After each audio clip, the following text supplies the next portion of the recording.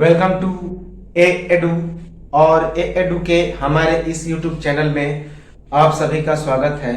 तो मध्यकालीन भारत के इतिहास को हम लोग पढ़ रहे थे और मध्यकालीन भारत के इतिहास में हम लोगों ने पिछले वीडियो में बहमनी साम्राज्य को समाप्त किया, जो कि दक्कन के इलाके का एक बहुत ही बड़ा साम्राज्य था।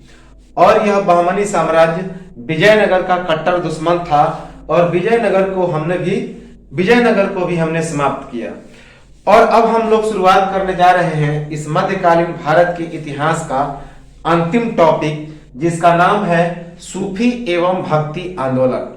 तो सूफी आंदोलन और भक्ति आंदोलन अर्थात सूफीवाद और भक्तिवाद, तो इसकी शुरुआत हम लोग करेंगे। यह अंतिम टॉपिक है मिडिएवल हिस्ट्री का और इसके बाद यह मिडिएवल हिस्ट्री समाप्त हो जाएगा।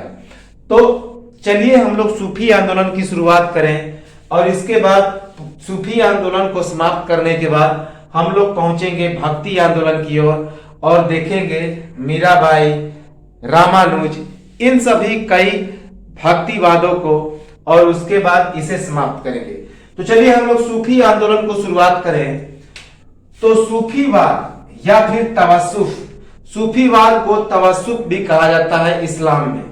इस्लाम का एक रहस्यवादी पंथ है, पंथ अर्थात रास्ता। इसके पंथी सूफी या सूफी संत कहे जाते हैं तथा इनका लक्ष्य अपने पंथ की प्रगति एवं सूफीवाद की सेवा देना। तो यह जो सूफीवाद या तवस्सुफ है, इस्लाम का एक रहस्यवादी पंथ है, पंथ अर्थात धर्म। और इसके पंथी अर्थात जो अनुयायी होते हैं उन्हें सूफी या सूफी संत कहा जाता है। और इनका जो मूल लक्ष्य है अपने पंथ की प्रगति अर्थात अपने धर्म की प्रगति और सूफीवाद की सेवा देना। तो सूफीवाद या तवस्सुफ इस्लाम का एक रहस्यवादी पंथ है तथा इसके पंथी सूफी या सूफी संत कहे जाते हैं तथा इनका लक्ष्य अपने पंथ की प्रगति एवं सूफीवाद की सेवा देना है। सूफी राजाओं को दान उपहार स्वीकार नहीं एवं उनका जीवन सरल एवं सादा और सादगी भरा।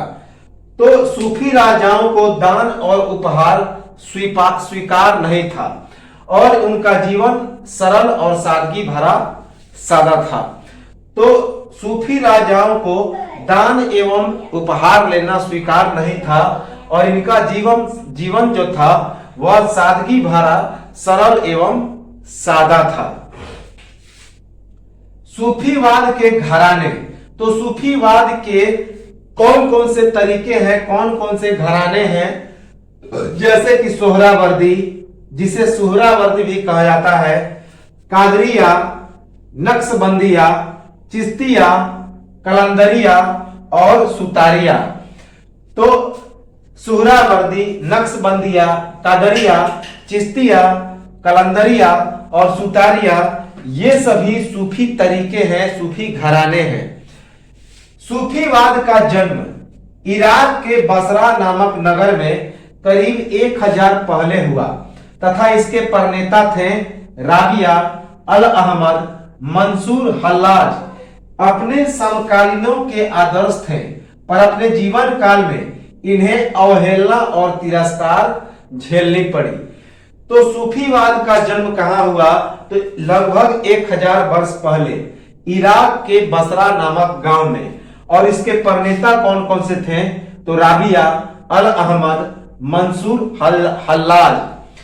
अपने समकालीनों के ये सभी आदर्श थे और अपने जीवन काल में इन्हें अवहेलना और तिरस्कार भी झेलना पड़ा। सूफियों की पहचान अल गजाली, जिसका समय 1100 ईस्वी था, के समय बाद में अतारू, रूमी और हाफिज जैसे कवि इस श्रेणी में आए और इन सबों के द्वारा शायरी को तवस्सुफ का माध्यम बनाया गया अर्थात सूफीवाद का माध्यम बनाया गया। तो सूफियों की पहचान किसके समय में हुई? तो अल गजाली के समय में हुई, लगभग 1100 ईस्वी में। और बाद में अतारू, रूमी और हाफिज जैसे कवियों ने इन सब कवियों के द्वारा शायरी को तबस्सुम का माध्यम बनाया गया, अर्थात शायरी को सूफीवाद का माध्यम बनाया गया। अर्थात ये लोग शायर थे और शायरी के माध्यम से सूफीवाद को बढ़ावा दिया, तवस्सुत को बढ़ावा दिया। सूफी लोग सुन्नी और सुन्नी उस इस्लाम में हर फिरके से अलग और असल कुरान एवं हदीस पर चलने वाले मोमिन शामिल।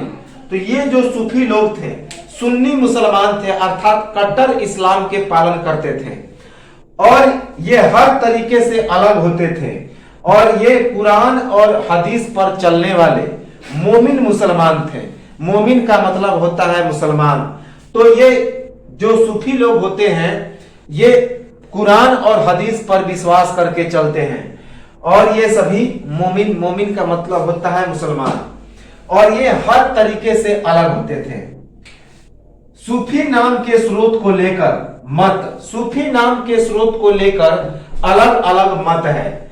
जैसे कुछ लोगों के अनुसार इसका उद्गम यूनानी सोफस अर्थात यूनानी शब्द सोफस से हुआ है, जिसका मतलब होता है ज्ञान। कुछ के अनुसार यह अरबी शब्द सफ से हुआ है, अर्थात पवित्र। ये सभी लोग क्या होते हैं तो पवित्र होते हैं। तो कुछ लोगों के अनुसार सूफी शब्द की उत्पत्ति सूफ अर्थात ऊन से, क्योंकि कई सूफी दरवेश जो थे ऊन का चोगा पहनते थे। तो सूफी नाम के स्रोत को लेकर अलग अलग मत दिया गया। कुछ लोगों के अनुसार यह सूफी जो था यूनानी शब्द सोफस से उत्पत्ति हुआ, जिसका अर्थ होता है ज्ञान। कुछ लोगों के अनुसार यह जो सूफी शब्द है यह अरबी शब्द सफ का विस्तृत रूप है, जिसका मतलब होता है पवित्र। कुछ लोगों के अनुसार जो सूफी शब्द की उत्पत्ति हुई वह सूफ से हुई। सूफ का अर्थ होता है ऊन, क्योंकि कई सूफी दरवेश ऊन का चोगा पहनते थे। अल कुसायरी और इब्न खल्दून के द्वारा भाषाई आधार पर इसकी उत्पत्ति के अलावा अन्य सिद्धांत खारिज। तो अल कुसायरी और इब्न खल्दून ने इस सूफी की उत्पत्ति को भाषा के आधार पर माना और उसने भाषा के अतिरिक्त अन्य सभी सिद्धांतों को खारिज कर दिया। तो अल कुसायरी और इब्न खल्दून ने भाषाई आधार पर सूफी की उत्पत्ति को माना और इसके अलावा अन्य सिद्धांतों को उन्होंने खारिज कर दिया। सूफियों के अनुसार उनका स्रोत पैगंबर मोहम्मद। तो सूफियों के अनुसार क्या कहा गया कि उनका स्रोत कौन था तो पैगंबर मोहम्मद जो इस्लाम के प्रवर्तक थे। तो सूफियों ने अपने आप को पैगंबर मोहम्मद का अपने आप को किसका स्रोत माना तो पैगंबर मोहम्मद का, जिन्होंने इस्लाम धर्म का प्रवर्तन किया था। जिक्र सूफियों के द्वारा अल्लाह के 99 जापों को याद करके अल्लाह को याद करने की प्रथा। तो जिक्र जो था सूफियों के द्वारा अल्लाह के 99 जाप करके अल्लाह को याद करने की प्रथा होती है। तो सूफियों में अल्लाह को याद करने की एक प्रथा होती है, 99 बार अल्लाह का जाप करके, जिसे जिक्र कहा जाता है, याद रखेंगे जिक्र। सूफियों का त्योहार, सूफियों का कौन कौन सा त्योहार है? ईद उल मिलदुनबी, 11वीं शरीफ, शबे मेराज। इस्लाम में होने वाले वो हर दिन जो इस्लाम को फायदा या अल्लाह का कोई नेक बंदा इस दुनिया से जाता है तो उसके इसले सवाब के लिए होने वाले इस्लाम का पहला महीना जिसे मुहर्रम कहा जाता है में बेशुमार अल्लाह और रसूले के नाम पर लूटना और अल्लाह के नेक बंदों को याद करना ही सूफी त्योहार कहा जाता है। तो सूफी त्योहार किसे कहते हैं कि जब कोई नेक बंदा की मृत्यु हो जाती है और वह अल्लाह के पास जाता है तो उसे लोग याद करते हैं और उसी के याद में जो इस्लाम का पहला महीना बनाया जाता है जिसे मुहर्रम कहा जाता है और इसमें बेशुमार अल्लाह और रसूले के नाम पर लूटपाट होता है। तो इसी अल्लाह को याद करने को सूफी त्योहार कहा जाता है, जिसके अंतर्गत शबे बारात, शबे कदर, ईद उल फितर, ईद उल मिलदुनबी, 11वीं शरीफ, शबे मेराज, ये सभी मनाए जाते हैं, जिन्हें सूफी त्योहार कहा जाता है। सूफीवाद में व्यापक रूप से इस्तेमाल होने वाला शब्द तज़की अर्थात आत्मशुद्धि। तो सूफीवाद में व्यापक रूप से इस्तेमाल होने वाला शब्द है तज़की अर्थात आत्मशुद्धि। सूफी जो होते हैं वे आत्मा की शुद्धि प्राप्त करते हैं, अर्थात वो तज़की की प्राप्ति करते हैं। सूफी अल रुदाबारी के अनुसार सूफी वह है जो पवित्रता के ऊपर ऊन पहनता है। ऊन का मतलब हो गया शुद्ध, सूफ अर्थात पवित्र आत्मा। तो सूफी अल रुदाबारी ने क्या कहा कि सूफी वही है जो पवित्रता के ऊपर ऊन पहनता है, अर्थात सूफ पहनता है। याद रखेंगे, सूफी मत इस्लाम के रहस्यवादी, उदारवादी और समन्वयवादी दर्शन की संज्ञा। तो सूफी मत ने क्या कहा, इस्लाम के रहस्यवादी, उदारवादी और समन्वयवादी दर्शन के बारे में जानकारी देता है। तो सूफी मत किसके बारे में जानकारी देता है, तो इस्लाम के रहस्यवादी, उदारवादी और समन्वयवादी दर्शन की व्याख्या करता है। सूफियों के द्वारा कुरान की रहस्यवादी और उदार व्याख्या की जाती है, जिसे तरीकत की संज्ञा अर्थात तरीकत कहा जाता है।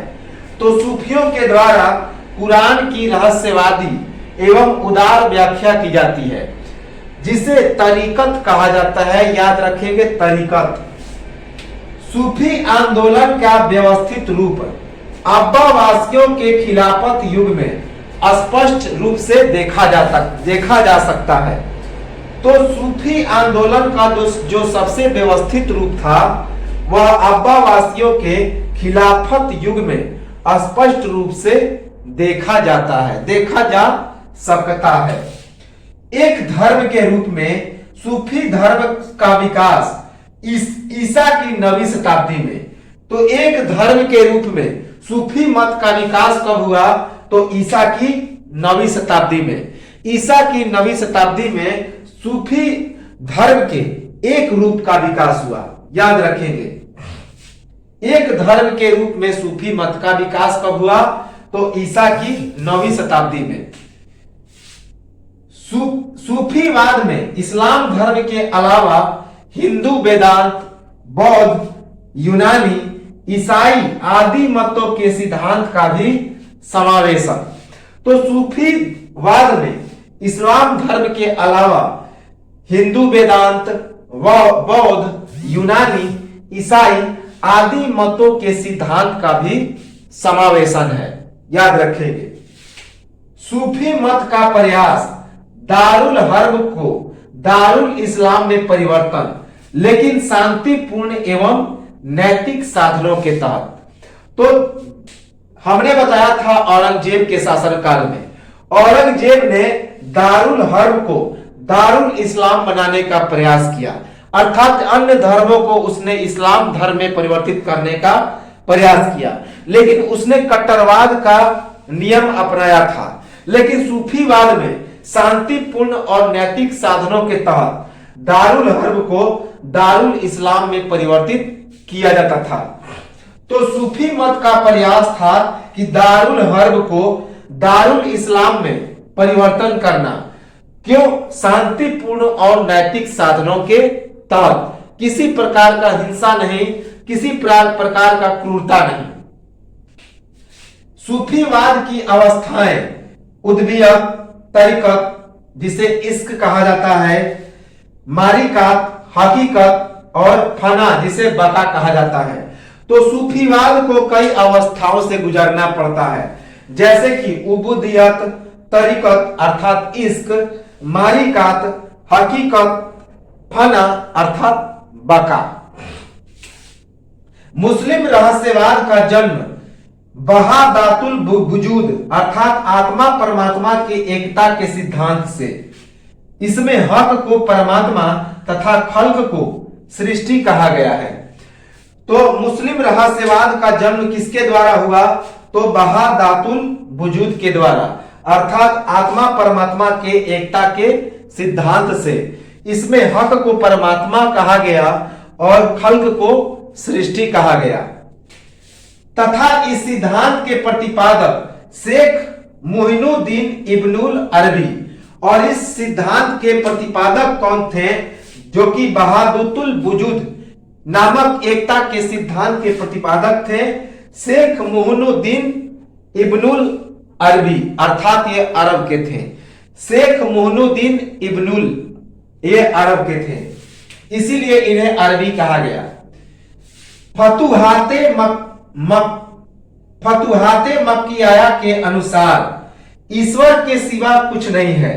ईश्वर के सिवा वहां पर किसी का अस्तित्व नहीं है, यहां तक कि वहां जैसा भी कुछ नहीं। सभी चीजों का सार एक ही है। परमात्मा में तीन लीन हो जाने के इस आदर्श को सूफी मारिफात या वस्ल कहते हैं। ईश्वर का निर्विकार एवं निर्विकल्प मानते हुए इसके साथ तादात्म्य स्थापित करने पर उन्हें बल दिया गया। यह प्रेम द्वारा ही संभव है। अहम भाव की समाप्ति ही सफलता का रहस्य है। तो यह बात कहा गया फतुहाते मक्किया के अनुसार। तो इसे आप लोग एक बार पढ़ लेंगे और यह कोई इंपॉर्टेंट फैक्ट नहीं है। तो यह तो था सूफीवाद, सूफी आंदोलन का कुछ परिचय। आगे हम लोग सूफी आंदोलन को इसे कंटिन्यू करेंगे और सूफी आंदोलन को पूरा डिटेल में समाप्त करेंगे। तो मिलेंगे हम लोग कुछ समय के बाद और इसका एक स्क्रीनशॉट ले लें।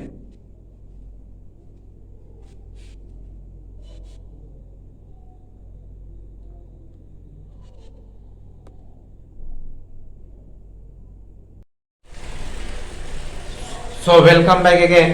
तो चलिए इस सूफी मूवमेंट को एक बार फिर से कंटिन्यू करें और सूफी आंदोलन को आगे बढ़ाएं। तो सूफी दर्शन का चरम लक्ष्य मनुष्य को अपनी इच्छा शक्ति का दमन कर अपने को पूर्णतया ईश्वर को समर्पित कर देना चाहिए। मनुष्य की इच्छाएं जब समाप्त हो जाती है तब वह ब्रह्म अर्थात अल्लाह में मिल जाता है। इसे अन अलहक अर्थात मैं ही ब्रह्म कहा गया है।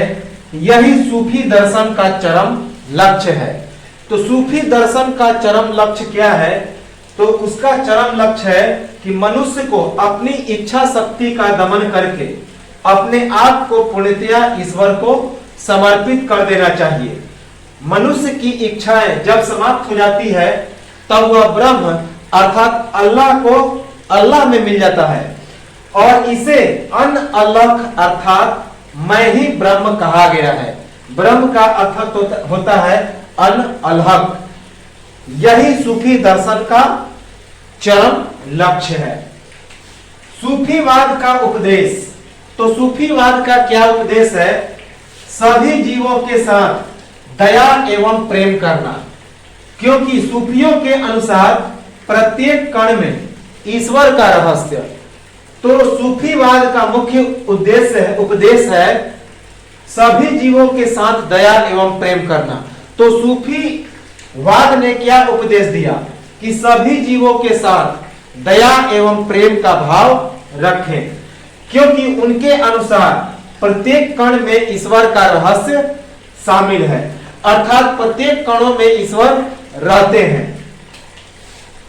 सूफी मत में गुरु को पीर कहा गया तथा शिष्य को मुरीद कहा गया और गुरु और शिष्य पीर और मुरीद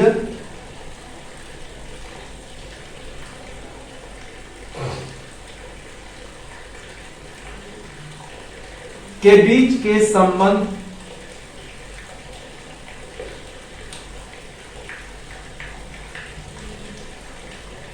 पर सूफीवाद में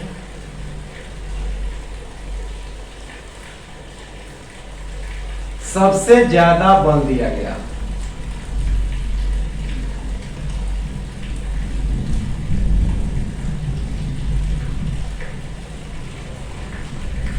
तो सूफी मत में गुरु को पीर कहा गया और शिष्य को मुरीद कहा गया। इंपॉर्टेंट है। और पीर और मुरीद के बीच जो संबंध था उस सूफीवाद में उस पर सबसे ज्यादा बल दिया गया। तो सूफी मत में गुरु को पीर और शिष्य को मुरीद कहा गया और सूफीवाद में पीर और मुरीद के बीच के संबंध को सबसे ज्यादा बल दिया गया। सूफी मत में शिष्यता को ग्रहण करने के समय एक अनुष्ठान का आयोजन, जिसे क्या कहा जाता है, तो बैयत कहा जाता है। तो सूफी मत में शिष्यता को ग्रहण करने के समय एक अनुष्ठान का आयोजन किया जाता था जिसे बैयत कहा जाता था। इसमें शिष्य अपना सिर मुड़वाते थे और यह भारतीय परंपरा के अनुकूल था तथा इस अनुष्ठान में सूफी जमाल और हुस्न की बात करते थे, अर्थात चेहरे और सुंदरता की बात करते थे।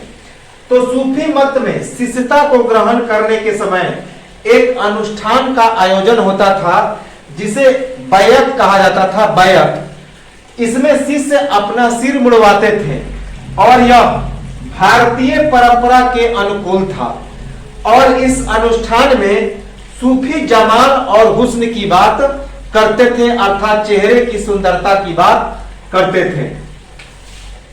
सूफियों के द्वारा भी मोक्ष की परिकल्पना को स्वीकार, तो सूफियों ने भी मोक्ष के परिकल्पना को स्वीकार किया, अर्थात उन्होंने भी माना कि मृत्यु के बाद मोक्ष की प्राप्ति होती है। तो सूफियों के द्वारा भी मोक्ष की परिकल्पना को स्वीकार किया गया। सूफीवाद में मनुष्य का पार्थिव शरीर क्या कहा जाता था, तो फना कहा जाता था। इसके अनुसार ईश्वर के प्रति पूर्ण समर्थक हो जाने पर मनुष्य उसमें एकाकार हो जाता था। तो सूफीवाद में जो मनुष्य का पार्थिव अस्तित्व होता था उसे फना कहा जाता था और इसके अनुसार ईश्वर के प्रति पूर्ण समर्थक हो जाने पर मनुष्य उसमें एकाकार हो जाता था, अर्थात जब मनुष्य की मृत्यु हो जाती थी उसका स्व अस्तित्व आ जाता था, पार्थिव शरीर के रूप में हो जाता था, तो उसे फना कहा जाता था, पार्थिव अस्तित्व को, अर्थात पार्थिव शरीर को। और इसके अनुसार ईश्वर के प्रति पूर्ण समर्थक हो जाने पर मनुष्य उसमें एकाकार हो जाता था, अर्थात मरने के बाद मनुष्य ईश्वर में जाकर मिल जाता था, अर्थात वह फना हो जाता था। याद रखेंगे, सूफीवाद में मनुष्य के पार्थिव अस्तित्व का अनंतावस्था की प्राप्ति क्या कहा जाता था, तो वका कहा जाता था। तो सूफीवाद में जब मनुष्य पार्थिव अस्तित्व के द्वारा अनंत अवस्था की प्राप्ति करता था, अर्थात मरने के बाद जब वह अनंत अवस्था में चला जाता था तो उसे वका कहा जाता था। वका। सूफियों का उद्देश्य आध्यात्मिक उन्नति एवं मानवता की सेवा। तो सूफियों का क्या उद्देश्य था, तो आध्यात्मिक उन्नति एवं मानवता की सेवा। तो सूफियों का उद्देश्य था आध्यात्मिक उन्नति एवं मानवता की सेवा। सूफियों के द्वारा अपने आदर्शों, शब्दों तथा आचरण से एक नैतिक मानक की प्रस्तुति।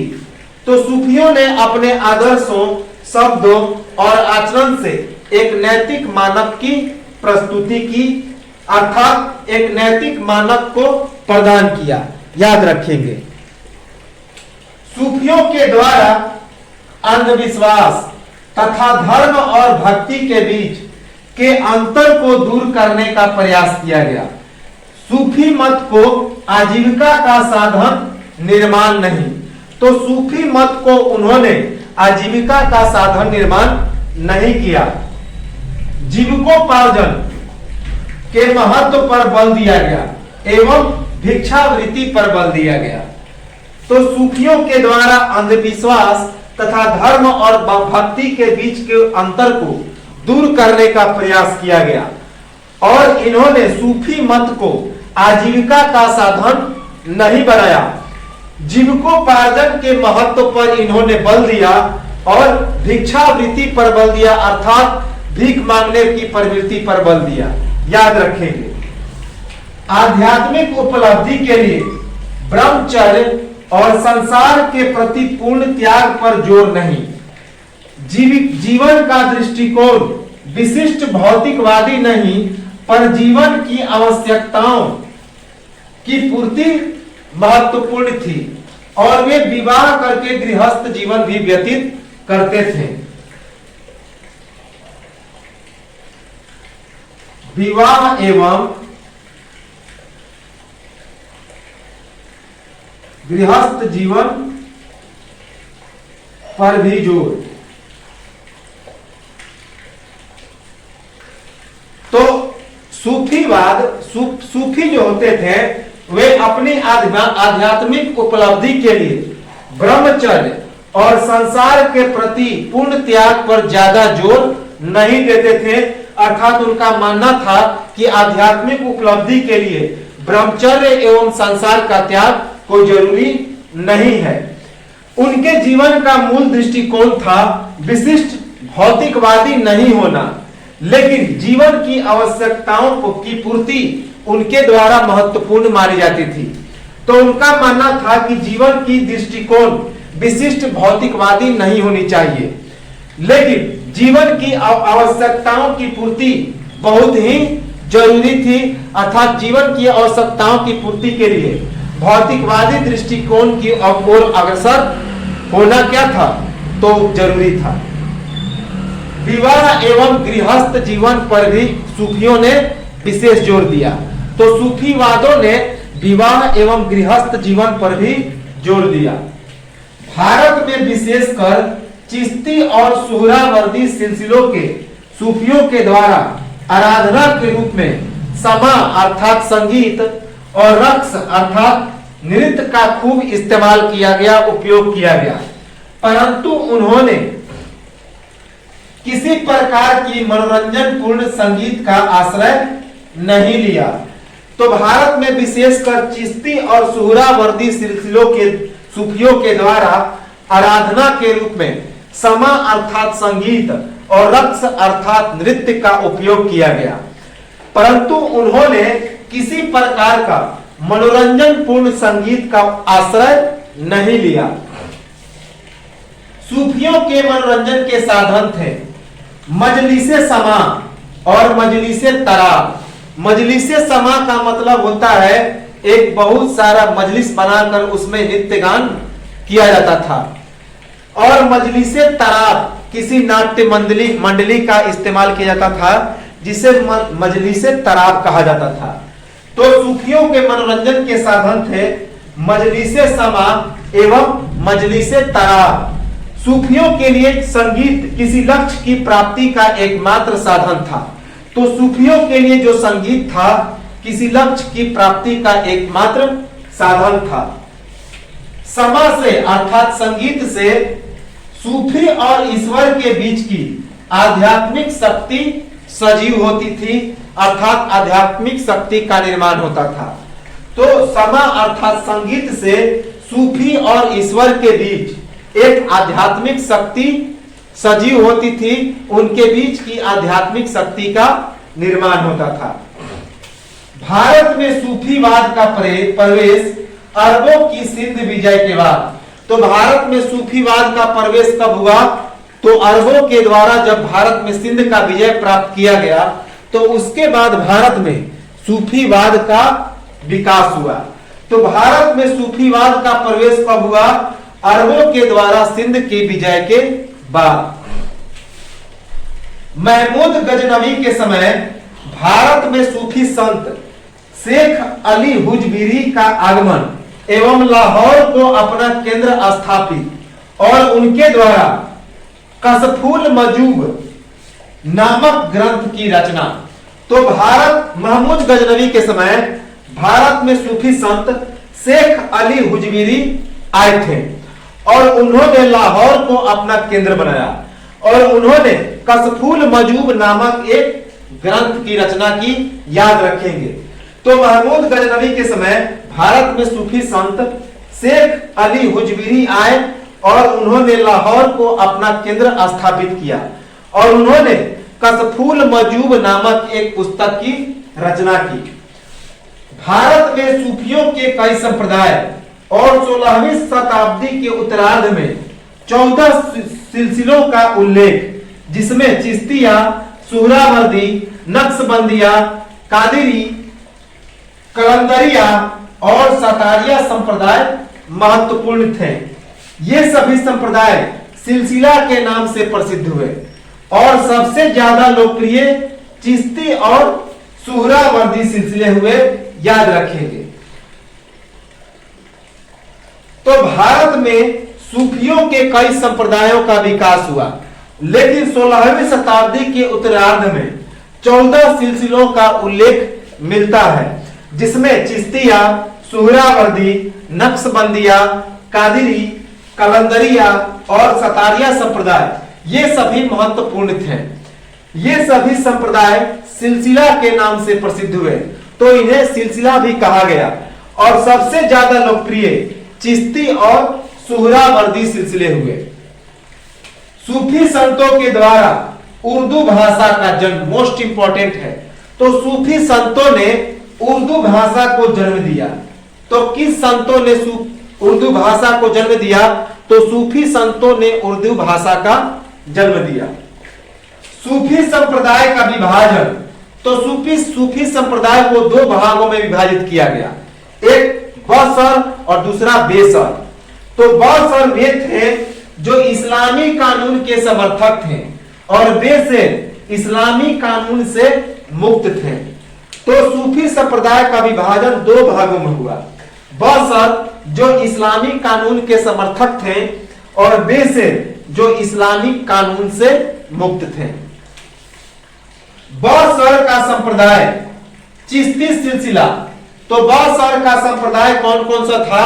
तो पहला तो था चिश्ती सिलसिला या चिश्ती संप्रदाय।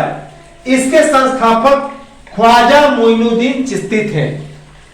उसके बाद सुहरावर्दी, इसके संस्थापक साहबुद्दीन सुहरावर्दी थे। उसके बाद कादरी सिलसिला, इसके संस्थापक शेख अब्दुल कादिर जिलानी थे। और नक्शबंदी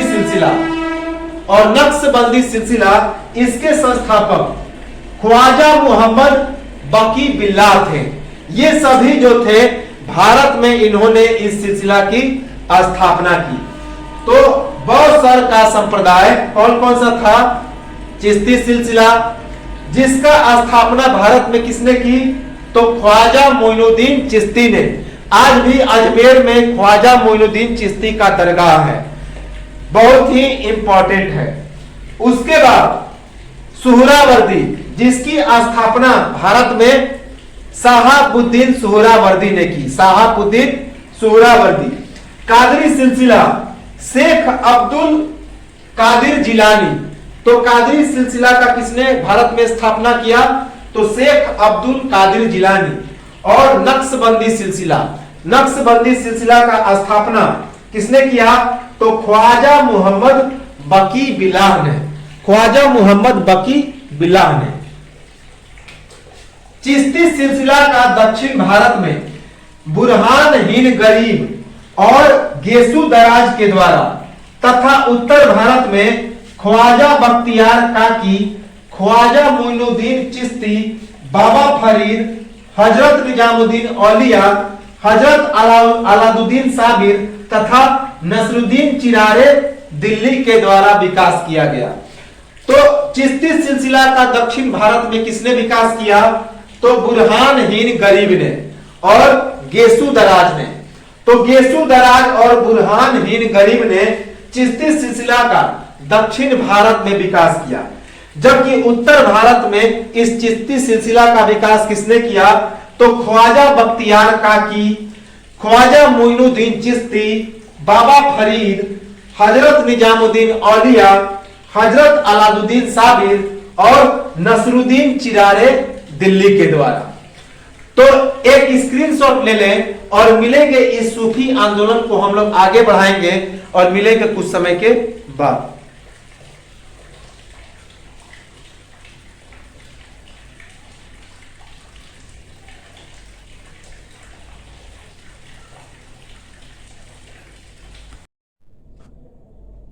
तो चलिए इस सूफी आंदोलन के इस संशय को हम लोग आगे बढ़ाते हैं और सूफी आंदोलन के परिचय को हम लोग समाप्त करेंगे। सूफी आंदोलन को हम लोग समाप्त करेंगे और इसके बाद जितने सारे संप्रदाय हैं सूफी आंदोलन के तहत, जैसे कि चिश्तिया, सुहरावर्दी, इन सभी को हम लोग बारी बारी से देखेंगे। तो सूफियों का निवास स्थान क्या कहा जाता था? तो उसे खानकाह कहा जाता था। सूफियों का निवास स्थान खानकाह कहा जाता था, अर्थात जो सूफी जिस स्थान पर रहते थे तो उस स्थान को खानकाह कहा जाता था। खानकाह। फना का एक और अर्थ सांसारिक पतियों को समाप्त कर देना तथा वका का एक और अर्थ साधक साध्य में मिल जाता है। तो हमने बताया था कि फना का मतलब होता था जो 100 होते थे, अर्थात जो पार्थिव अस्तित्व होते थे उन्हें फना कहा जाता था। उसी को कहा जाता था सांसारिक पतियों को समाप्त कर देना, अर्थात वह सांसारिक पतियों को समाप्त कर देता था, उसी को फना कहा जाता था। और वका का मतलब होता था साधक साध्य में मिल जाता है, अर्थात उसकी ईश्वर में प्राप्ति हो जाती है, वह ईश्वर में जाकर एकारक हो जाता है। तो साधक का मतलब हो गया जो 100 है, जो व्यक्ति है जिसकी मृत्यु हो जाती है, और साध्य का मतलब होता है ईश्वर। तो व्यक्ति ईश्वर में जाकर मिल जाता है, अर्थात साधक साध्य में जाकर मिल जाता है, वही वका का अर्थ है। तो फना का एक और अर्थ है सांसारिक पतियों को समाप्त कर देना, और वका का एक और अर्थ है साधक का साध्य में मिल जाना। सूफी आंदोलन में अरब में बासरा एक प्रमुख केंद्र था, जहां 8वीं सदी में एक सूफी महिला, हमने बताया था कि अरब या इराक का एक बसरा नामक क्षेत्र था जहां पे इस सूफीवाद की उत्पत्ति को माना जाता है, हमने बताया था अभी। तो सूफी आंदोलन में अरब में बसरा एक प्रमुख केंद्र था, जहां 8वीं सदी में एक सूफी महिला राबिया का नाम काफी उल्लेखनीय है। यह एक सूफी महिला थी, इसे प्रथम महिला सूफी संत भी कहा जाता है, राबिया, याद रखेंगे। तो सूफी आंदोलन में अरब में बासरा एक प्रमुख केंद्र था, जहां 8वीं सदी में एक सूफी महिला राबिया का नाम काफी उल्लेखनीय है। 10वीं सदी में मंसूर अल हज्जाज पहला सूफी संत था, जिसके द्वारा स्वयं को अनहलक की संज्ञा दी गई। अनहलक याद रखेंगे।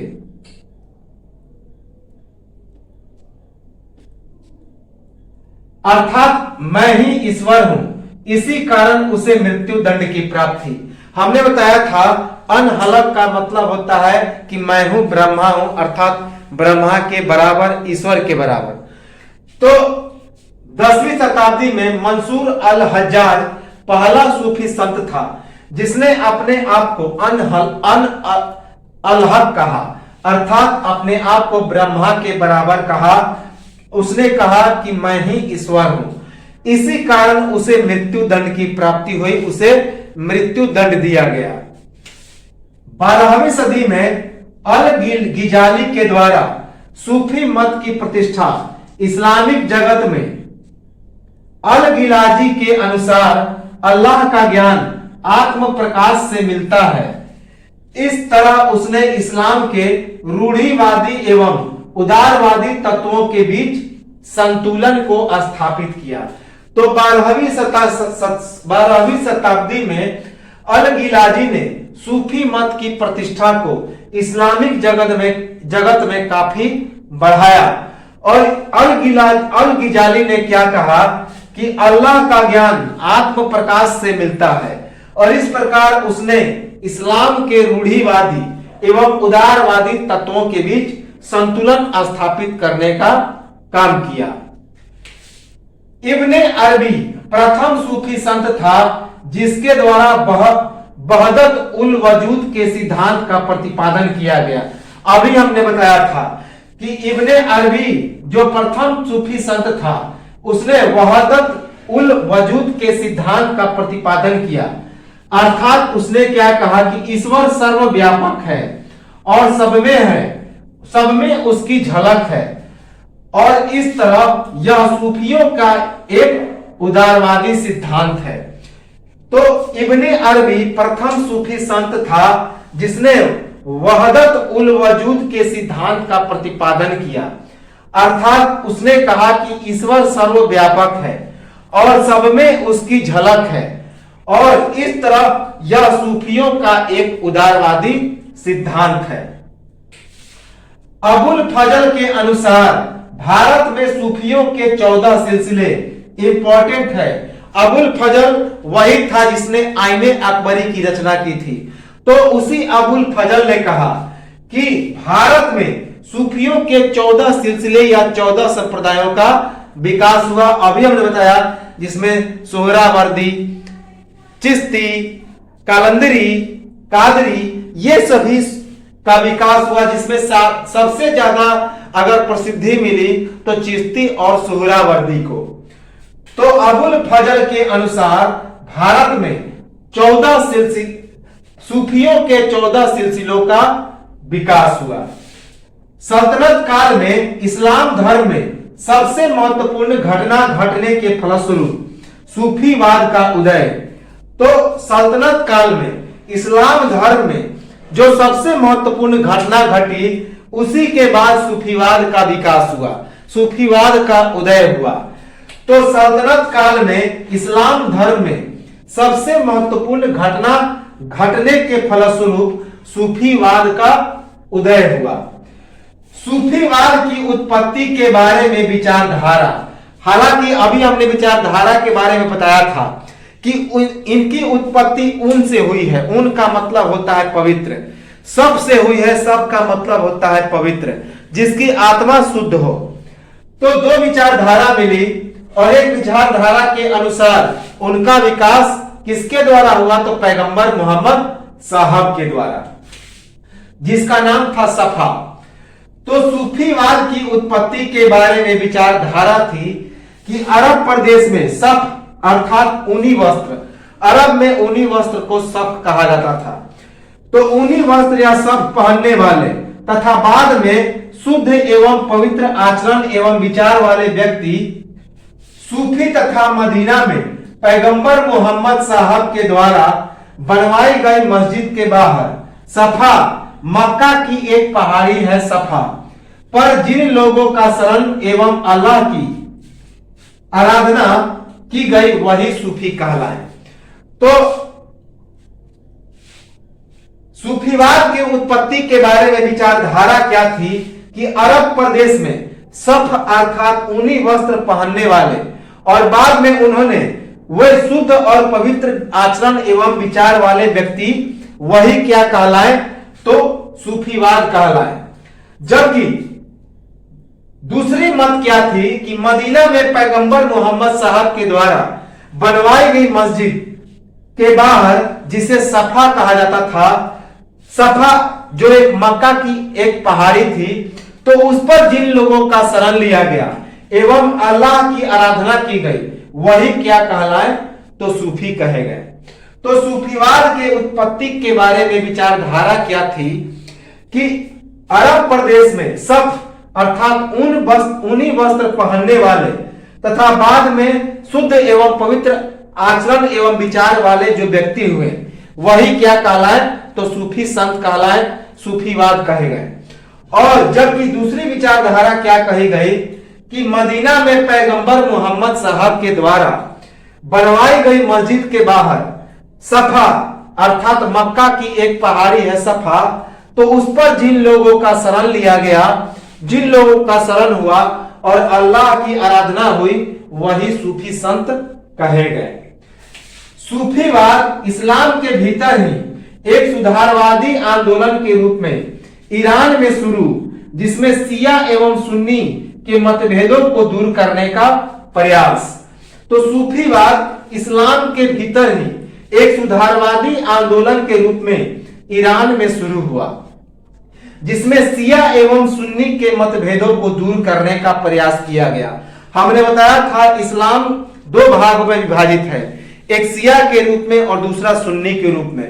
जो शिया होते हैं वे कट्टरपंथी इस्लाम नहीं होते हैं और सुन्नी कट्टरपंथी होते हैं, याद रखेंगे।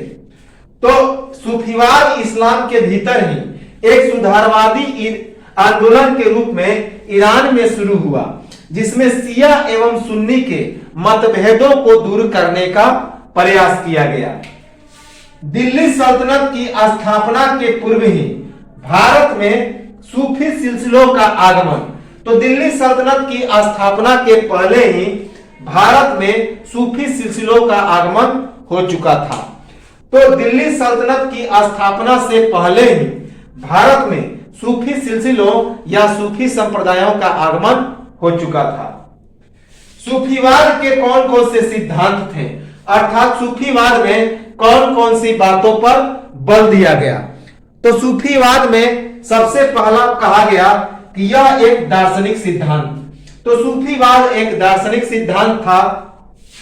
इस्लामिक कट्टरपन का त्याग, इसमें इस्लामिक कट्टरपन का त्याग किया गया। धार्मिक रहस्यवाद को स्वीकार, तो इसने धार्मिक रहस्यवाद को स्वीकार किया। कर्म कांडों एवं कट्टरपंथी के विरोधी, तो यह जो सूफीवाद था कर्म कांड एवं कट्टरपंथी का विरोधी था। इस्लाम एवं कानून अर्थात शरीयत को इसने स्वीकार किया, तो इसने इस्लामिक कानून या शरीयत को स्वीकार किया। तो सूफीवाद के सिद्धांत थे, यह एक दार्शनिक सिद्धांत था। इस्लामिक कट्टरपंथ को इसने त्याग किया, धार्मिक रहस्यवाद को इसने स्वीकार किया, कर्म कांड एवं कट्टरपंथी का यह विरोधी था, और इस्लामिक कानून जिसे शरीयत कहा जाता था उसको इसने स्वीकार किया। सूफी संत एकेश्वरवाद होते थे, अर्थात एक ही ईश्वर को यह मानते थे। वे ईश्वर को प्रियतमा के समान मानते थे। प्रियतमा का मतलब होता है त्याग, प्रेम, भक्ति, उपासना और अहिंसा। तो सूफी संत एकेश्वरवाद थे, अर्थात एक ही ईश्वर को मानते थे और वे ईश्वर को प्रियतमा के समान मानते थे।